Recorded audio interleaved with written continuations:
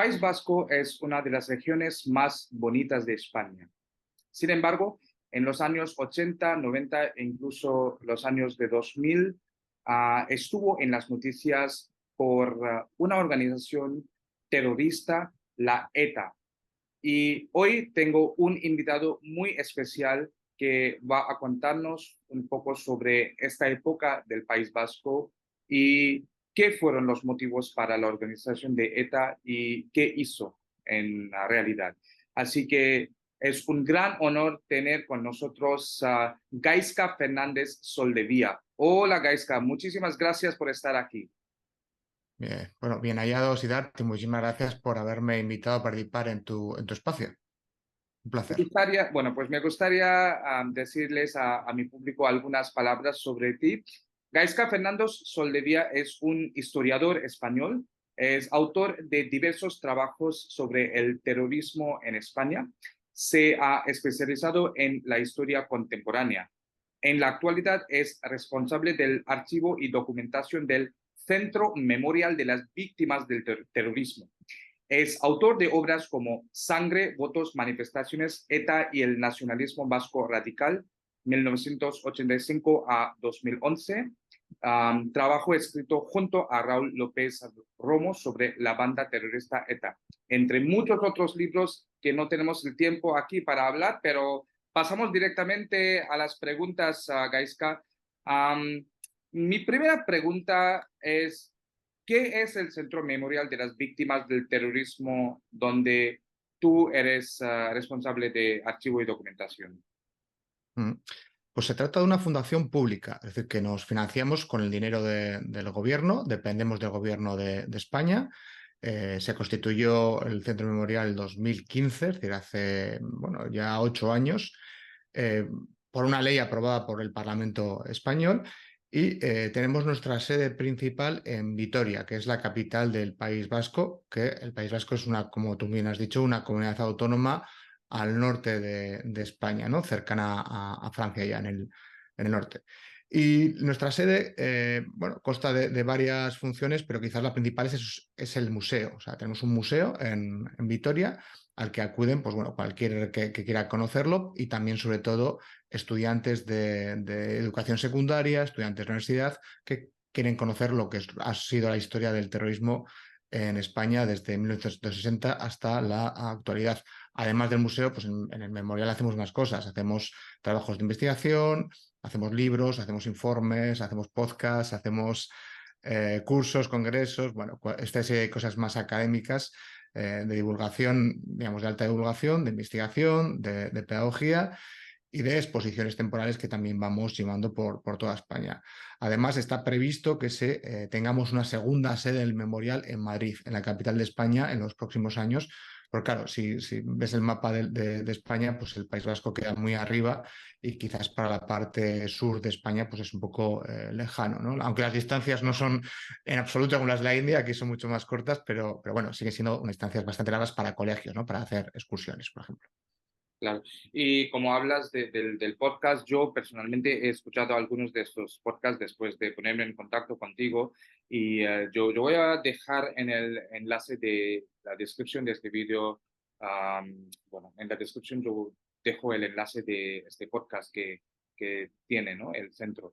Así que, bueno, pues mi siguiente pregunta es más personal para ti. ¿Cómo se desarrolló tu interés en la historia de España?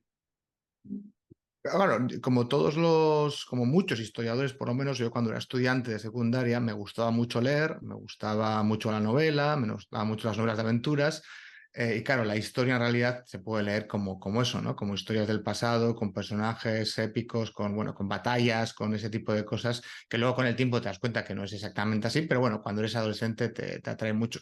Y la otra parte es que tuve la suerte de tener muy buenos profesores de historia en el instituto. Y eso hace que esa materia pues, te atraiga especialmente porque te la cuentan bien, ¿no? Y te parece mucho más atractiva.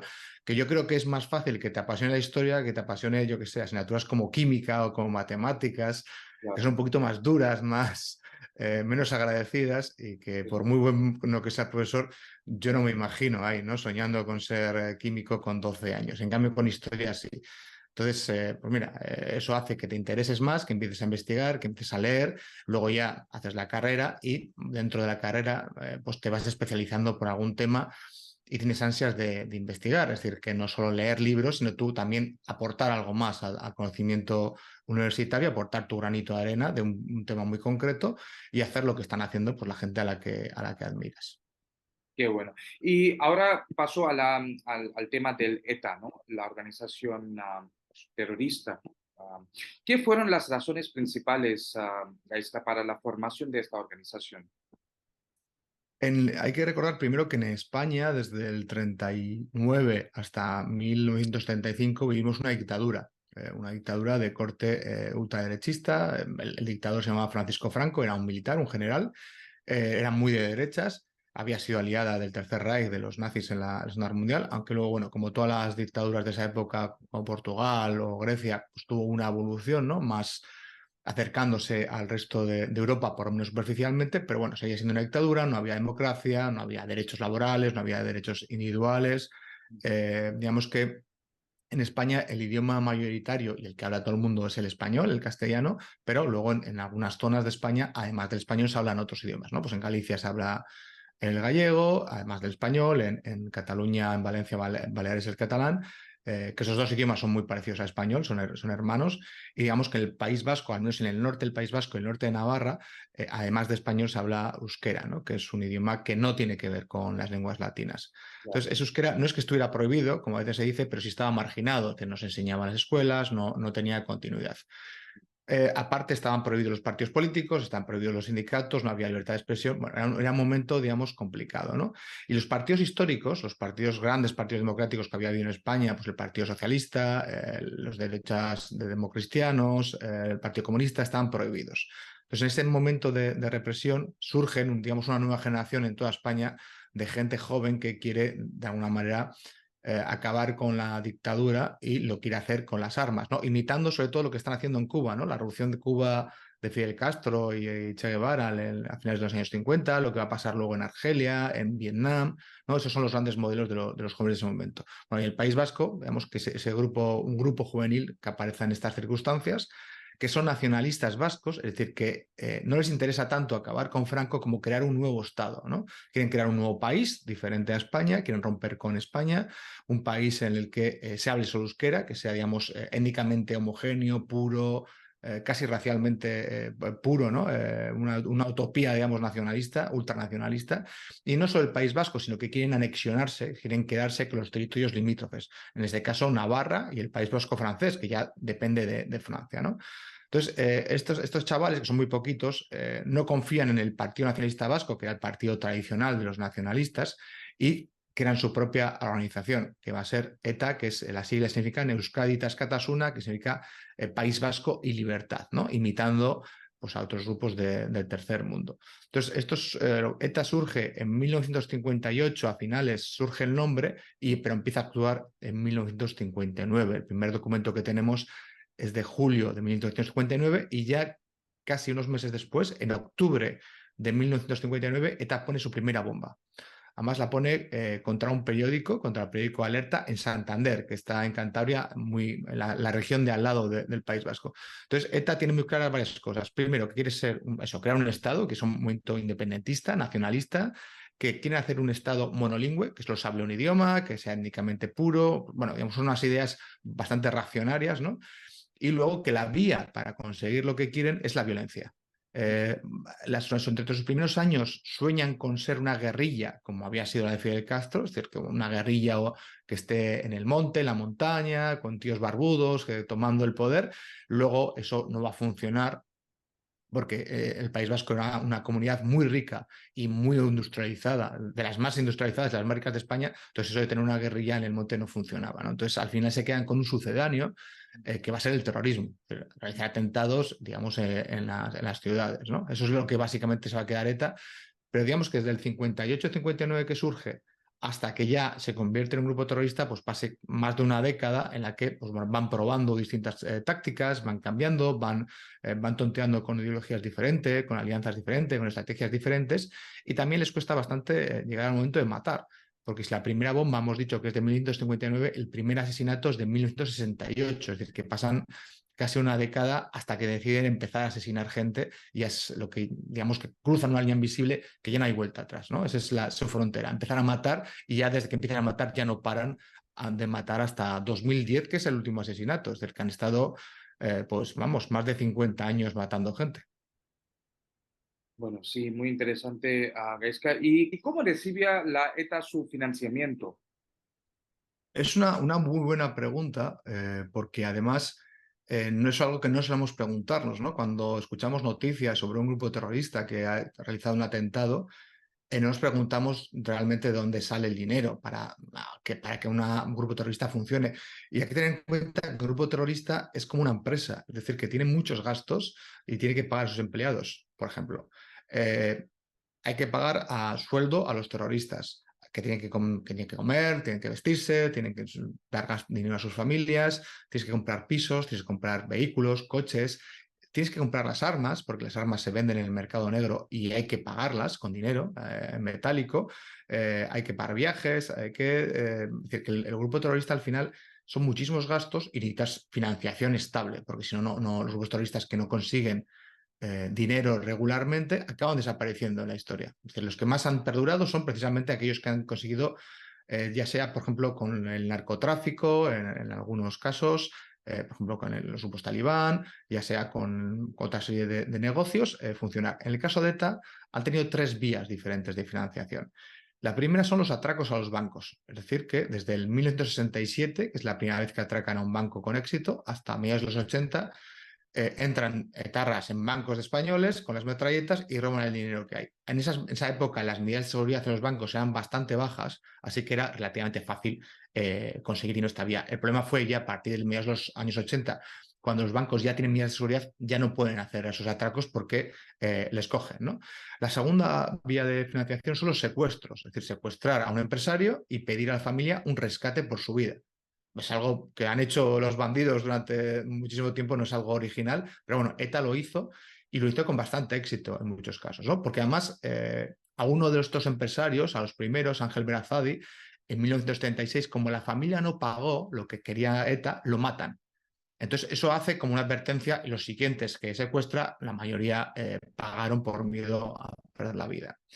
Y la tercera vía que tiene ETA para recibir dinero es lo que ellos llamaban el impuesto revolucionario, entre comillas, que nosotros llamaríamos extorsión. Es lo mismo que hace una mafia, ¿no? Que es ir a un tendero, a un empresario y pedirle dinero y si no, les ataca, ¿no? Una extorsión pura y dura. Pues eso ETA lo hizo desde 1976 hasta el final de su historia, pero extorsionaba a tenderos, a libreros, a kiosqueros, a médicos, a notarios, a empresarios, a directivos, a un montón de gente, le exigía dinero, si no, le iba a atentar contra su empresa. En este caso, como vemos, la forma de financiación de un grupo terrorista se parece bastante al de un grupo de crimen organizado mafioso, ¿no? Básicamente es muy parecido en general. Muy fascinante. ¿Y qué era el modus operandi de la ETA? ¿No? ¿Cuáles fueron sus métodos? Va cambiando de método. Básicamente, como hemos dicho, ante su primera década hay cierto debate sobre cómo aplicar la violencia.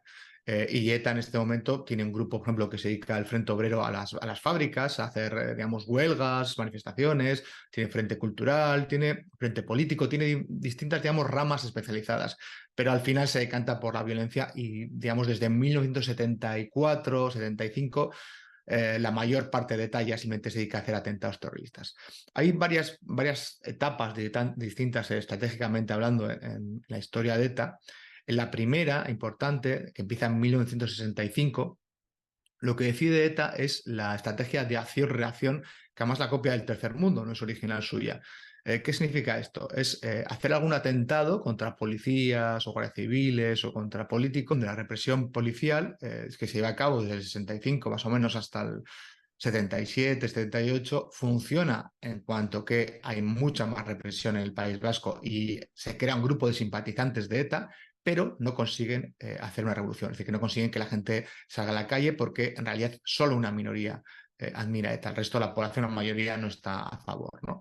Entonces eso les obliga a la transición española, es decir, cuando ya muere Franco y en España se establece una democracia parlamentaria, igual que la que había en Francia, en Gran Bretaña, en Alemania, es decir, cuando nos convertimos en un país más de Europa, y hay una democracia, ETA se da cuenta que la estrategia que tenía hasta entonces no funciona y que hay que cambiarla, ¿no? Y adoptan la estrategia de la guerra prolongada, pensando en que, bueno, que no pueden estallar una revolución de un día para otro y que tienen que hacer otra serie de cosas. Y lo que van a hacer es, durante mucho tiempo, es escoger como blancos prioritarios a policías, guardias civiles y militares. Es decir, matar a agentes de la ley uniformados con el objetivo de que haya una amenaza de que la policía o el ejército se levante contra el gobierno. Es decir, lo que están provocando ya no es represión sobre la población, sino que quieren es provocar no tanto que haya un golpe de Estado, sino que el golpe de Estado sea posible, ¿no? Y que el gobierno, con miedo de que los militares se levanten contra el gobierno por culpa de ETA, pues acaben cediendo y diciendo, bueno, ETA, te damos la independencia porque preferimos la independencia del País Vasco a que haya un golpe de Estado y vuelva la dictadura, ¿no? Pero claro, esto le sale mal también a ETA porque el 23 de febrero de 1981 hay un golpe de Estado en España, hay un grupo de guardias civiles que toma el Congreso de los Diputados y además una de las excusas de los golpistas son los atentados de ETA, porque efectivamente habían estado matando policías, guardias civiles y militares y estos cuerpos, pues evidentemente estaban, digamos, estaban muy enfadados. Pero no, o sea, la estrategia de ETA, digamos que se ha pasado de frenada. Hay un golpe de Estado y el gobierno no ha cedido, ¿no? Y no ha cedido a pesar de que les da oportunidades, pues como la amnistía en el 77, las cárceles de España se vacían de terroristas, se liberan a todos. En el 82 se les ofrece una nueva amnistía y una parte de los terroristas dejan las armas. Hay oportunidades, pero ETA no quiere esas oportunidades porque cree que tiene fuerza suficiente como para ganar al gobierno de España, lo que se va a ver con el tiempo que no es verdad, ¿no? A partir del 85, ETA ya tiene mayores problemas, sobre todo porque Francia ya deja de permitirles utilizar su territorio como santuario, la policía empieza a realizar un tipo de investigación más efectiva y ETA, para evitar que los terroristas sean detenidos, hasta entonces normalmente lo que utilizaban eran armas de fuego bueno, bombas prácticamente, empieza a poner coches bomba en Madrid y en Barcelona, ¿no? Que son las grandes ciudades de España, para evitar, primero, que los terroristas sean detenidos porque están lejos cuando se activan los coches bomba y segundo, para matar a más gente con un solo atentado. Es decir, con un coche bomba matas mucha gente, pero solo has atentado una vez, en cambio con un arma de fuego pues matas solo una persona y lo que quieren es matar más. Eso tampoco les va a funcionar, aunque crean, evidentemente, mucho dolor y muchas víctimas en España. En el 92, después de la detención de la dirección de ETA en Francia, en Bidar, se consigue tener a los jefes de ETA, ¿no? Es un grandísimo golpe contra la banda terrorista y ETA entra ya en un momento ya de mucha debilidad. Entonces, a partir del 95 es, digamos, la tercera gran fase estratégica, que es lo que se ha venido a llamar la socialización del sufrimiento. Como ETA está débil, ETA sigue haciendo atentados, sigue matando, pero mucho menos que antes. Es decir, que el número de víctimas cae en picado. Entonces, para compensar la debilidad del grupo terrorista, lo que hacen es que sus jóvenes admiradores, lo que aquí se llamó la Kale Borroka, la izquierda, los jóvenes de la izquierda abertzale, empiezan a hacer violencia callejera. Es decir, con cócteles Molotov, con cohetes, digamos, con armas más improvisadas, no tan sofisticadas como la banda terrorista, empiezan a hacer violencia todos los fines de semana en el País Vasco, ¿no? Pues quemar bares, quemar farmacias, quemar autobuses, quemar cajeros automáticos, quemar sedes de partidos democráticos para presionar al gobierno y también, mientras tanto, ETA está matando políticos, concejales, parlamentarios, porque cree que es la única manera, está muy desesperada ETA, se ve que está muy débil y cree que es la única forma de conseguir que el gobierno se rinda, que matando ya a políticos de los partidos no nacionalistas, ¿no? Del Partido Socialista y del Partido Popular, que son los dos grandes partidos españoles, ¿no? Eso tampoco va a funcionar.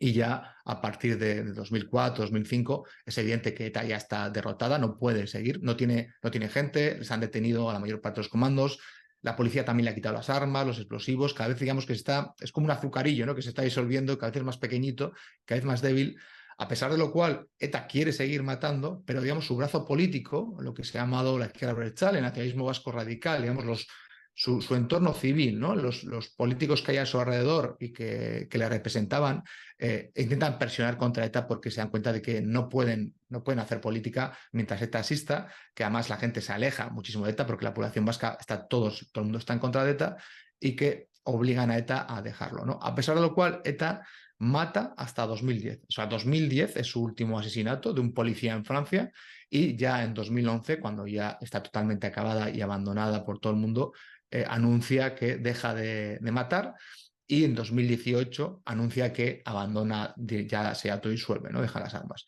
Por tanto, vamos pasando de una ETA que durante la dictadura intenta ser una guerrilla y fracasa, durante la transición es una ETA, es un grupo terrorista muy fuerte que mata a casi 400 personas durante la transición democrática, es un número de víctimas muy grande para España, pero luego ya a partir de los 80 cada vez va una, digamos, decadencia lenta que ya en los años 90 se acelera y es derrotada, ¿no? Es derrotada por la policía, la Guardia Civil y los servicios secretos, básicamente. Bueno, muy interesante. Has cubierto casi toda la época de ETA, ¿no? Con esta respuesta. Y ahora voy a la siguiente pregunta mía, Gaisca, sobre quién fue el primer hombre de perfil alto, ¿no? Matado por ETA. Porque Es yo una historia recuerdo, curiosa. sí, porque, perdón por interrumpirte, Gaisca, pero porque yo recuerdo am, que ETA mató a Carrera Blanco, ¿no? Una persona muy cerca de Francisco Franco. Y eso yo vi en Mm. una, de hecho, yo vi en una serie que se llama Cuéntame, ¿no? Sí. Y por eso conozco, pero no sé si él fue el primer persona de alto perfil, ¿no? Ya me dirás.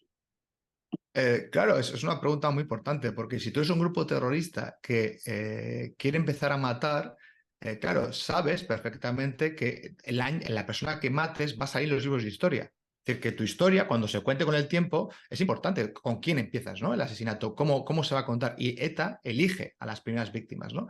Y a quienes elige como primeras víctimas es a los jefes de la policía política de San Sebastián y de Bilbao, ¿no? Que es Junqueras, el de Bilbao, y Melitón Manzanas es el de San Sebastián. La policía política del franquismo, pues una policía que se dedicaba a perseguir a los opositores a Franco, ¿no? A los del Partido Comunista, a los del Partido Socialista, a los sindicatos y tal. Y eran personajes muy importantes, los jefes de la policía, porque eran muy conocidos, eran los que se iban a reprimir, los que torturaban. Entonces ETA quiere empezar con ellos, que son famosos, porque cuando se cuente su historia va a quedar muy claro que han empezado por eso. El problema que tiene ETA es que uno de sus miembros se adelanta y mata a un guardia civil de tráfico. Un guardia civil de tráfico que estaba simplemente en unas obras mandando a los coches pasar porque había tráfico, un chaval muy jovencito, 25 años, y lo mata. Xavi Etxebarrieta lo asesina adelantándose a lo que había planeado ETA, ¿no? Entonces, claro, la historia de ETA se fastidia porque su primer capítulo, que iba a ser matar a un jefe de policía represor, de repente matas a un agente de tráfico que no tenía nada que ver con la represión, ¿no?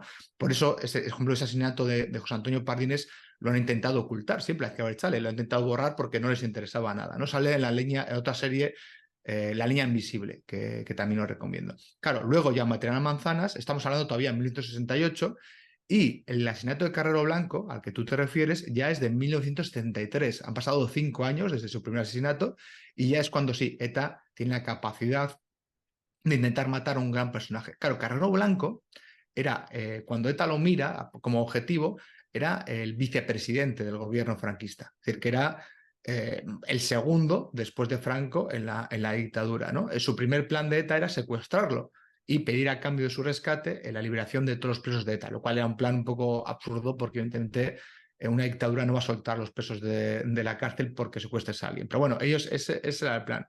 Y justo cuando están planeando secuestrarlo, ascienden a Franco y le nombran presidente del gobierno. O sea, ya es la figura más importante de la dictadura porque ya Franco era muy mayor, estaba muy mayor y no era capaz de dirigir el país, realmente lo dirigía Carrero Blanco. Entonces, como le aumentan a Carrero Blanco, digamos, las medidas de seguridad, los escoltas, ETA decide que en vez de secuestrarlo, tiene que matarlo.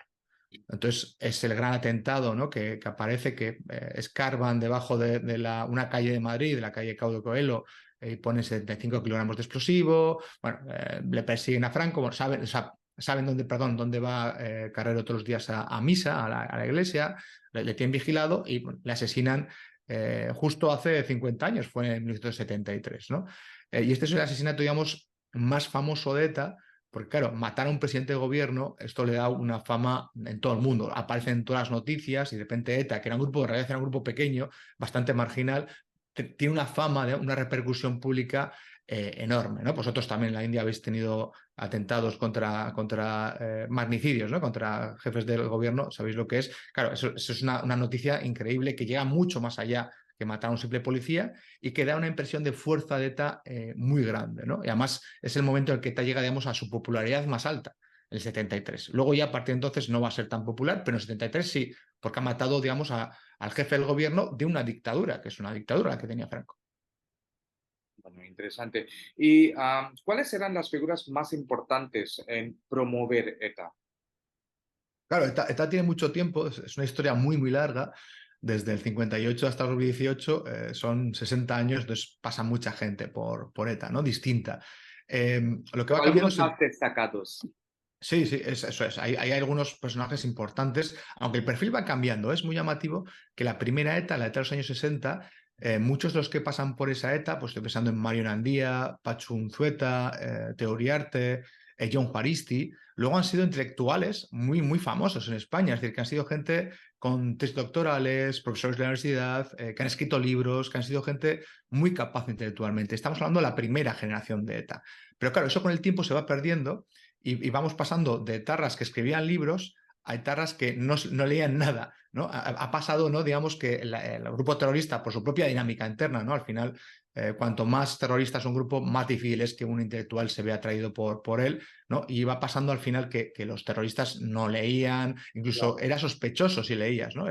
Los intelectuales estaban mal vistos en la última etapa, ¿no? Entonces, la primera etapa, pues hay gente como Mario Gandía, que yo creo que es uno de los más famosos, ¿no? Del proceso de Burgos, por ejemplo, que lo condenan a muerte, aunque luego le conmutan la pena, o Teo Uriarte. En la transición, bueno, tardofranquismo de transición, quizás uno de los más famosos sea Argala, que era jefe de ETA militar, que es asesinado por un atentado parapolicial. Pertur también era el jefe de ETA político-militar. Este también era, digamos, estos dos, Argala y Pertur, son los últimos grandes teóricos de las dos ramas de ETA, los últimos que escriben realmente estrategia, que dan vueltas, que innovan un poquito la ideología de ETA. A partir de entonces ya no hay nada, es decir, que a partir de entonces se repite una otra vez la misma, pues una doctrina ultranacionalista, muy étnica, independentista, muy intransigente, pero no hay ninguna renovación realmente. Y luego a partir de ese momento, pues ahí se suceden los jefes de ETA, pues hay algunos que han tenido importancia, protagonismo. Hay algún incluso que ha sido asesinado por la propia ETA. La más conocida es Yolanda González Catarín, Joyes, que ya fue una de las jefes de ETA hasta el 78 y que luego es asesinada por ETA cuando se sale de la banda y decide seguir su vida, ¿no? Es asesinada por la propia ETA que ella misma había dirigido. Y bueno, y tristemente en España uno de los jefes de ETA más conocidos últimamente, aunque bueno, es su etapa anterior, es Chapote.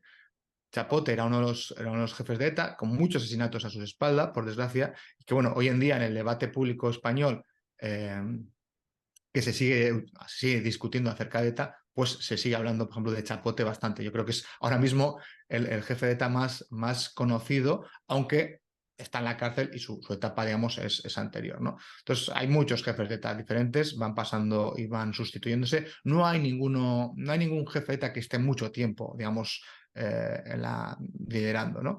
Incluso hay alguno que luego pasa al ambiente civil. Por ejemplo, Arnaldo Otegi, que es digamos, el representante, el líder de la izquierda abertzale hoy en día, de lo que ahora se llama Bildu, que en su momento era Herri Batasuna, digamos que los que representan políticamente la opción más nacionalista, ¿no? Más autonacionalista del País Vasco. Arnaldo Otegi fue jefe también de ETA durante un tiempo, o por lo menos no jefe supremo, pero uno de los jefes. Ok, muy interesante. Muchas gracias por esto, Gaisca. Y mi siguiente pregunta es sobre cómo reaccionaban los gobiernos de España en los años 80 y 90, especialmente, ¿no? Después de que se murió Franco, para enfrentarse a ETA. Claro, una vez que la transición democrática empieza, ¿no? Ya hemos dicho que en el 77 en los gobiernos de Adolfo Suárez, de la UCD, la primera medida que se apoya, y la paz la apoya a todo el mundo, todos los partidos políticos, es dar una amnistía. Es decir, que se sacan de la cárcel a todos los de ETA, aunque hayan matado gente, da igual. Incluso a los asesinos de Carrero Blanco, se les perdona, ¿no? Y salen de la cárcel. Era una medida para intentar, digamos, una oportunidad para que ETA vuelva a casa y deje las armas. Pero ETA dice que no y sigue matando, ¿no? O sea, a partir de entonces de vez en cuando los gobiernos han intentado hacer pactos o negociar con ETA para que deje las armas. En el 82, por ejemplo, funciona con un grupo, una parte de ETA que se llama ETA Político Militar, que hay un pacto con el ministro de Interior, con Juan José Rosón, y dejan las armas y se les hace otra amnistía. Es decir, que esta gente, en el 82, vuelve también a casa y se les perdonan sus asesinatos, que tenían 27 asesinatos, y eso se perdona, ¿no? Pero a partir de entonces hay una y otra vez ofrecimientos de negociación, pero ETA los rechaza porque quiere o todo o nada, o quiere la independencia o nada, ¿no? A pesar de que ya en el País Vasco ya hay un gobierno autónomo, el País Vasco ya se enseña el euskera es un idioma oficial en el País Vasco. Hoy en día casi todos los niños estudian en euskera, por ejemplo.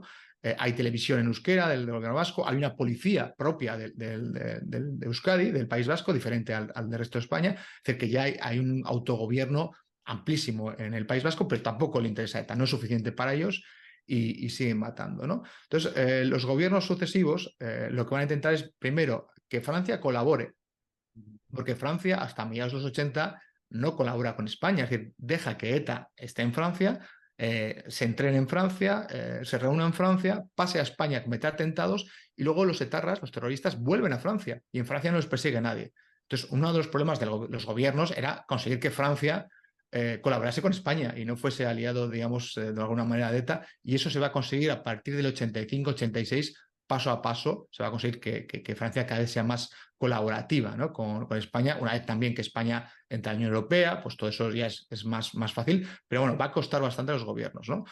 También hay que modernizar a la policía. La policía española no estaba preparada para enfrentarse a un grupo terrorista tecnológicamente, ni por instrucción, ni por investigación, ¿no? Eso también cuesta bastante porque veníamos de una policía franquista muy anticuada y hay que modernizarla y se tardan unos cuantos años, ¿no? Hasta los años 90 ya la policía no está a la altura de ETA, pero ya a partir del 91, 92 sí, pero en los años 80 todavía no. Pero no solo porque no tengan instrucciones, que ni siquiera tienen armas tan buenas como las de ETA. Es decir, los etarras tenían mejores pistolas que los policías, ¿no? Si había un enfrentamiento entre policías y terroristas, ganaban los terroristas porque sus armas eran mejores. Y es una cosa bastante llamativa. No había chalecos antibalas, no había coches blindados, no había seguridad, ¿no? El Estado pues era bastante débil y le costó modernizarse.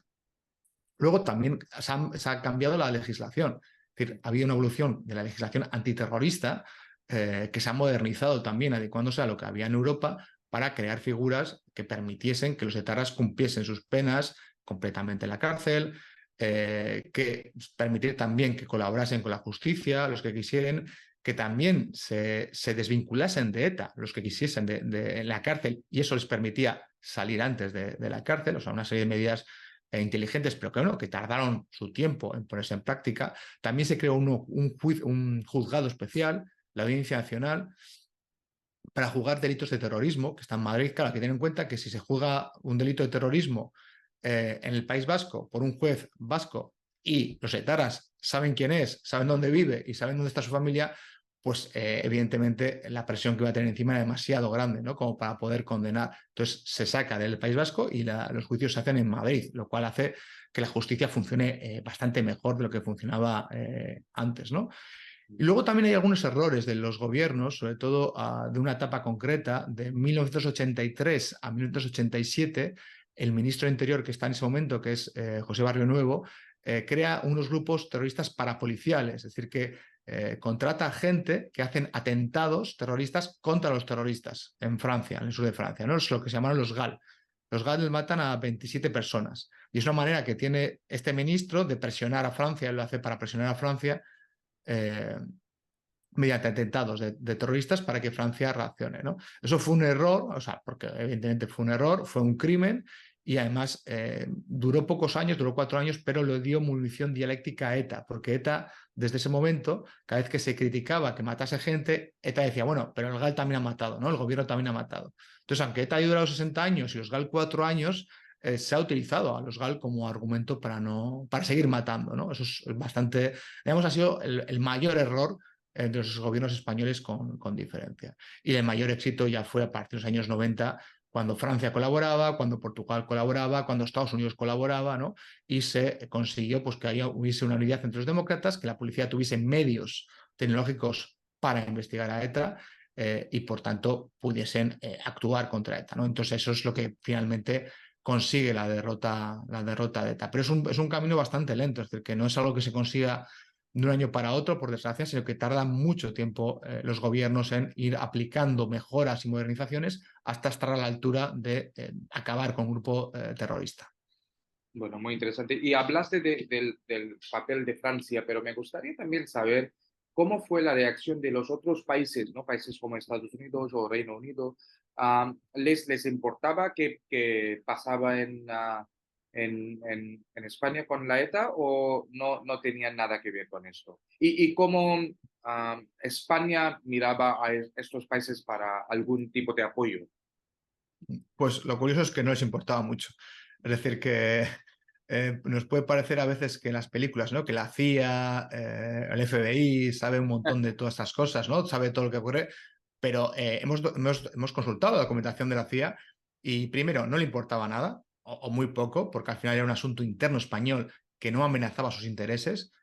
Entonces, si no amenaza los intereses de Estados Unidos, para Estados Unidos no importas. Es decir, que ETA como no atacaba a ningún banco estadounidense, ni a militares estadounidenses, ni a bases estadounidenses, nunca evitó siempre atacar a Estados Unidos porque sabía que si le atacaba a Estados Unidos sí iba a tener un problema, ¿no? Entonces, Estados Unidos no se preocupa por ETA y además la información que tiene sobre ETA es bastante mala o bastante normal, vamos, son cosas que sacan de los periódicos de algún informante y no hay una información especialmente relevante, ¿no? Lo cual nos indica que las películas, pues que son mentiras, es decir, que la CIA sabe sobre algunas cosas, pero sobre la mayor parte de las demás cosas no tiene ni idea, porque no le preocupa, ¿no? Claro, Gran Bretaña la relación es distinta porque Gran Bretaña también tenía un grupo terrorista importante, ¿no? Que era el IRA en Irlanda del Norte, el IRA y los legalistas, ¿no? Que eran los contrarios. Entonces, en Gran Bretaña sí entendía el problema de España porque ellos tenían exactamente el mismo y es más, hubo cierta relación entre ETA y el IRA, porque al final los dos grupos eran nacionalistas, los grupos eran independentistas y podían entenderse, aunque el problema de Irlanda del Norte y del País Vasco son muy diferentes, son cosas diferentes, pero bueno, entre ellos, las bandas terroristas, se podían entender. Y precisamente ahora mismo tenemos un investigador en Gran Bretaña investigando la documentación británica acerca de ETA. Es decir, que intentamos descubrir hasta qué punto el gobierno británico colaboró con el español o tuvo información. Pero bueno, sí sabemos que el IRA y ETA tuvieron relación ya desde los años 70. Ya hay una vinculación interesante, hay intercambio de información, hay venta de armas, es decir, que hay entrenamientos, hay una cuestión, una relación bastante íntima de ETA con el IRA que es muy llamativa, ¿no? Aunque de todas maneras, si con alguien tuvo una relación ETA, no fue con el IRA, fue con las guerrillas de Latinoamérica.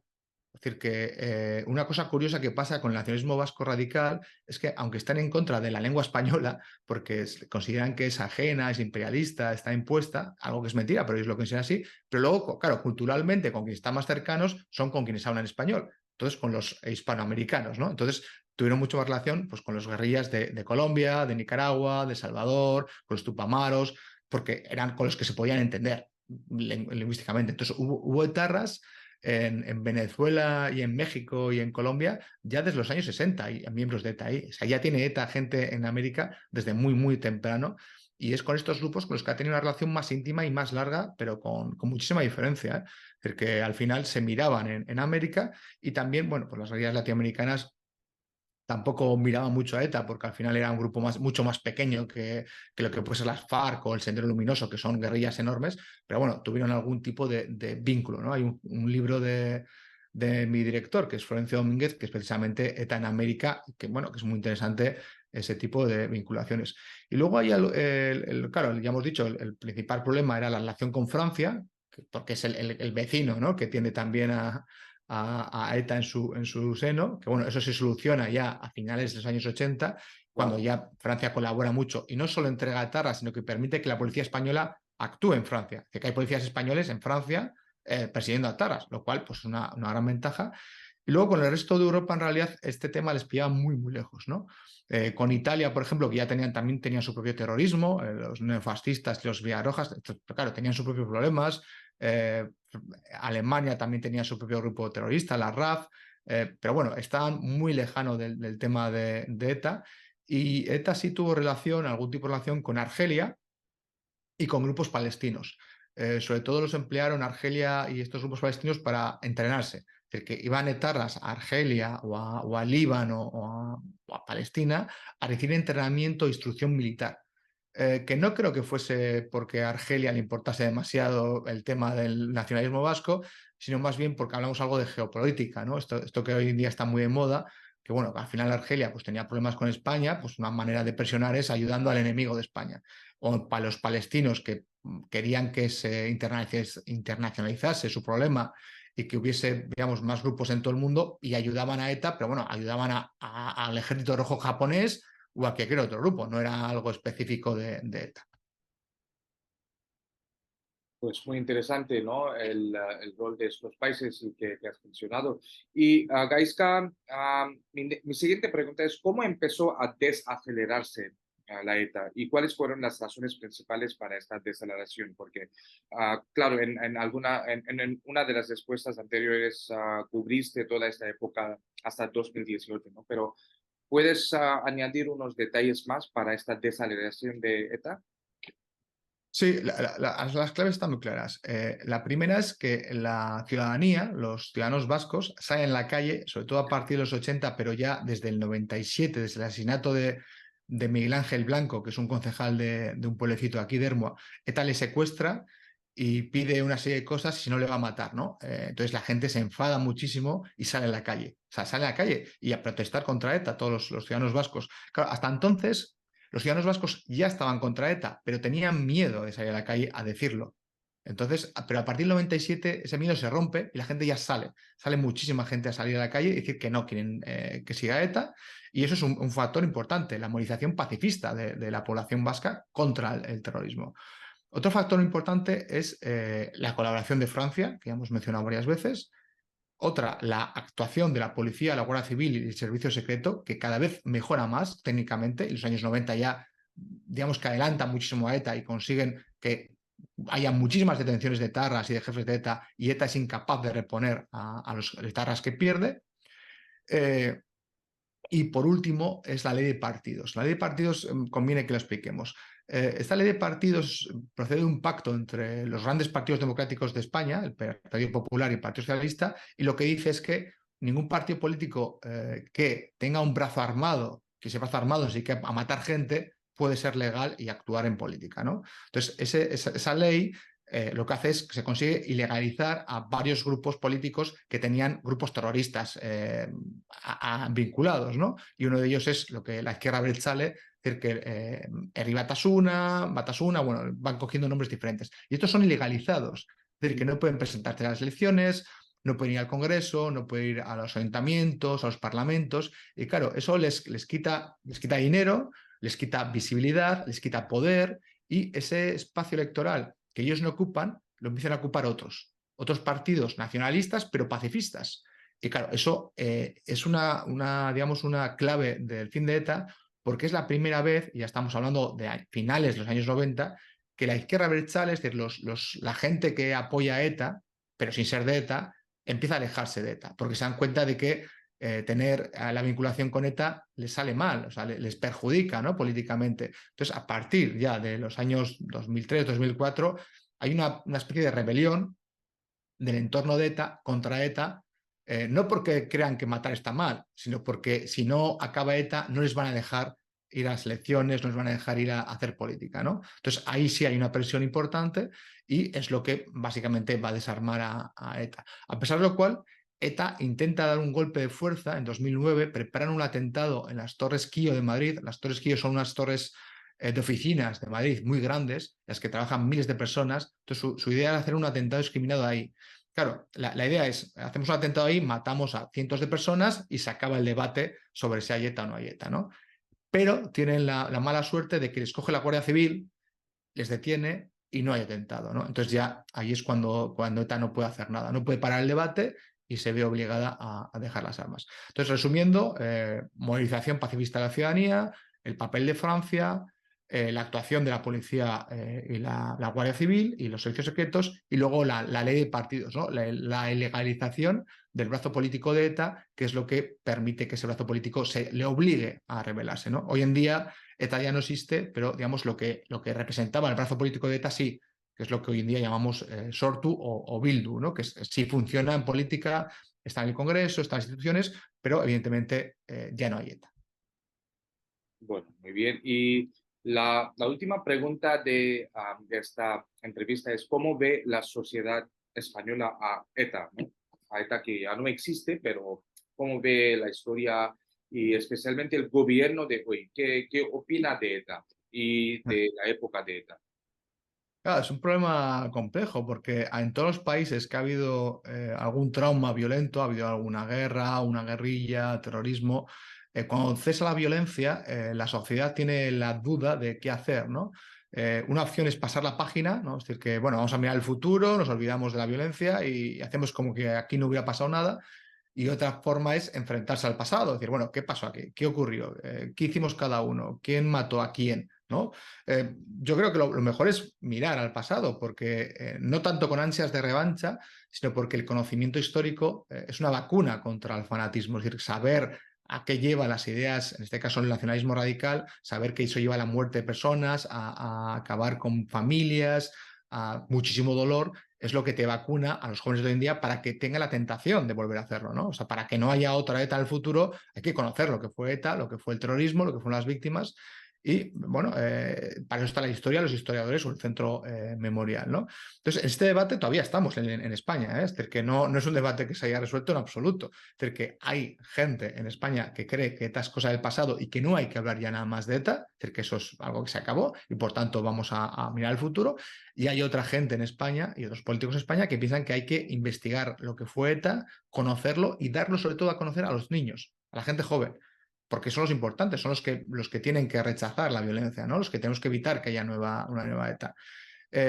Y estos puede pasar, porque hemos visto, por ejemplo, en Irlanda del Norte, el IRA que conocemos es uno de los IRAs, pero cada cierto tiempo ha habido otro IRA nuevo, ¿no? Cuando no se hace esa política de memoria, esa política de prevención de la radicalización violenta, vuelve a surgir la violencia, ¿no? Irlanda del Norte cada cierto tiempo vuelve a surgir la violencia y el problema es que aquí puede pasar lo mismo. Entonces, para evitar que pueda pasar lo mismo, lo más sensato es enseñar a los chavales lo que fue la violencia. Entonces hay un debate muy importante en España que no está cerrado en absoluto.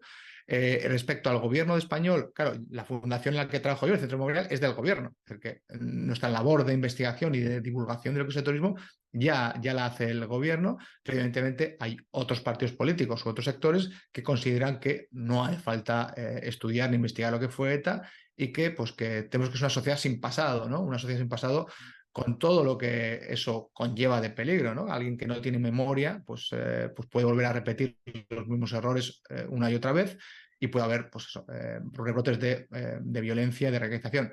Bueno, esto ha ocurrido aquí, ha ocurrido en la India, ha ocurrido en Pakistán, ha ocurrido en todos los países. La cuestión es que si sabemos que eso ocurre y puede ocurrir, pues evitémoslo, ¿no? O sea, ya sabemos que eso ha pasado, no es necesario que vuelva a ocurrir para darnos cuenta de, hombre, si no sabemos la historia, pues es mejor, yo creo, que reaccionar y tomar medidas ahora que estamos a tiempo y que ahora mismo que en el País Vasco no hay violencia. Ahora mismo en España no hay violencia terrorista de ETA ni nacionalista. El único problema que tenemos a nivel de seguridad es el yihadismo, que es un problema distinto, que tiene sus características distintas, pero es cierto que en Europa sí tenemos ese problema, esa amenaza, digamos, terrorista, que es distinta, pero que también tenemos que prevenirla. Claro, claro, sí. Bueno, pues muchísimas gracias, Gaisca, por esta charla tan interesante y tan importante, ¿no? Porque de esta forma, o la época de esta forma, una época muy importante en la historia de España. Y el motivo de hacer esta entrevista era que los estudiantes indios aquí en mi canal, ¿no? En la mayoría, sepan un poco más. Y claro, en los centros hispánicos de la universidad, claro, se estudia la historia de España, pero no en tan detalle a veces, ¿no? Y por eso para los estudiantes y para las personas en general con conocimiento de español, sería algo muy interesante ver este vídeo. Así que muchísimas gracias, Gaiska, por esta charla. Pues muchísimas gracias a ti, Siddharth, porque vamos, es un placer hablar ante un público indio. Soy un, bueno, tú lo sabes, soy un fan del cine indio, me encanta. Desde el último, yo creo que el último año estoy viendo una o dos películas a la semana y series también, que hacéis Qué bueno. Qué bueno, qué bueno. Me está pareciendo un nivel de cine mucho mejor que Estados Unidos. Me estoy quedando impresionado porque es buenísimo. Y vamos, o sea, que es una cultura muy atractiva. No he ido nunca a la India, pero bueno, espero poder ir en el futuro y, bueno, y conocerlo de primera mano. Bueno, ya podemos hacer otra entrevista contigo sobre tu interés en Bollywood, ¿no? Bueno, Eso es. sí, pues muchas gracias otra vez, Gaisca, y gracias a mi público por ver este vídeo. Hasta el siguiente capítulo de Español por Dentro. Chao. Chao.